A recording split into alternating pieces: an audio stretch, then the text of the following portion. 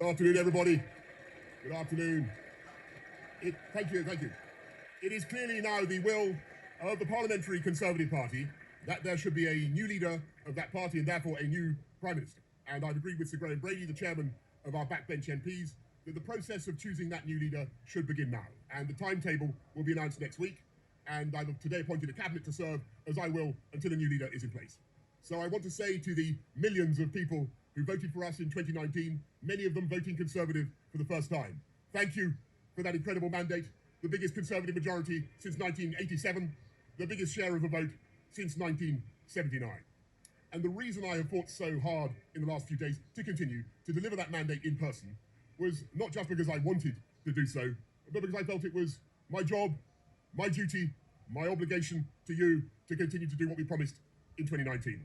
And of course, I'm immensely proud of the achievements of this government, from getting Brexit done to settling our relations with the continent for over half a century, reclaiming the power for this country to make its own laws in Parliament, getting us all through the pandemic, delivering the fastest vaccine rollout in Europe, the fastest exit from lockdown, and in the last few months, leading the West in standing up to Putin's aggression in Ukraine.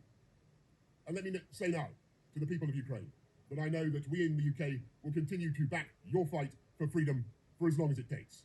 And at the same time, in this country, we've been pushing forward a vast programme of investment in infrastructure and skills and technology, the biggest in a century, because if I have one insight into human beings, it is that genius and talent and enthusiasm and imagination are evenly distributed throughout the population, but opportunity is not. And that's why we must keep levelling up, keep unleashing the potential of every part of the United Kingdom.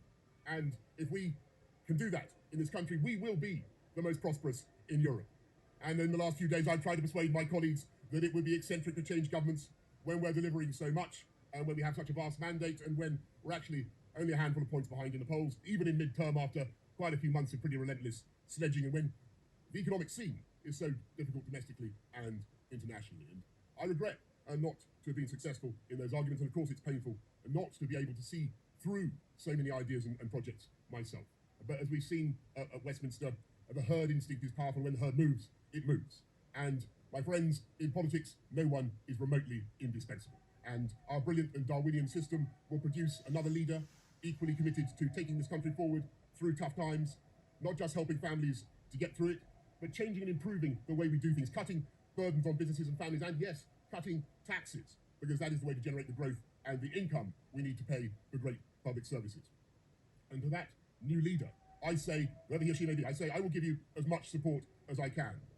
And to you, the British public, I know that there will be many people who are relieved, and perhaps quite a few who will also be disappointed. And I want you to know how sad I am to be giving up the best job in the world. But them's the breaks. I want to thank Carrie and our children, all members of my family who have had to put up with so much for so long. I want to thank the peerless British civil service for all the help and support that you have given our police, our emergency services, and of course our fantastic NHS, who at critical moments helped to extend my own period in office, as well as our armed services and our agencies that are so admired around the world, and our indefatigable Conservative Party members and supporters whose selfless campaigning makes our democracy possible. I want to thank the wonderful staff here at Chequers, here at Number 10, and of course at Chequers, and our fantastic Prop Force detectives, the one group, by the way, who never leak. Above all, I want to thank you, the British public, for the immense privilege that you have given me. And I want you to know that from now on, until the new Prime Minister is in place, your interests will be served and the government of the country will be carried on. Being Prime Minister is an education in itself. I've travelled to every part of the United Kingdom, and in addition to the beauty of our natural world, I found so many people possessed of such boundless British originality and so willing to tackle old problems in new ways, that I know that even if things can sometimes seem dark now,